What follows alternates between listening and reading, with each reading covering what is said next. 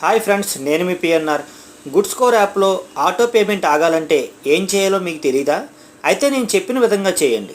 First మనం స్టార్టింగ్లో ఏ app నుండి అయితే చేసామో ఆ యాప్లోకి వెళ్ళి ఇలా చేస్తే ఆటోమేటిక్ పేమెంట్ ఆగిపోతుంది. నేనైతే పేటీఎం నుండి ఫస్ట్ పేమెంట్ చేశాను కాబట్టి పేటీఎం బ్యాలెన్స్ హిస్టరీలోకి వెళ్ళి చివరి ఆటో పేమెంట్ని సెలెక్ట్ చేసుకుని managing auto payment option select చేసుకోవాలి. ఆ తర్వాత లోడింగ్ అని వచ్చి కింద క్యాన్సిల్ ఆటో పేమెంట్ అనే ఒక ఆప్షన్ కనపడుతుంది. ఆ ఆప్షన్ సెలెక్ట్ చేసుకున్న తర్వాత ఈ కనపడుతున్న ఆప్షన్లో ఏదో ఒక దాన్ని సెలెక్ట్ చేసుకోవాలి. తర్వాత ప్రొసీడ్ అని వస్తుంది. ప్రొసీడ్ ఆప్షన్ సెలెక్ట్ చేసుకున్న తర్వాత క్యాన్సిల్ ఆటో పేమెంట్ అనే ఆప్షన్ మళ్ళీ కనపడుతుంది.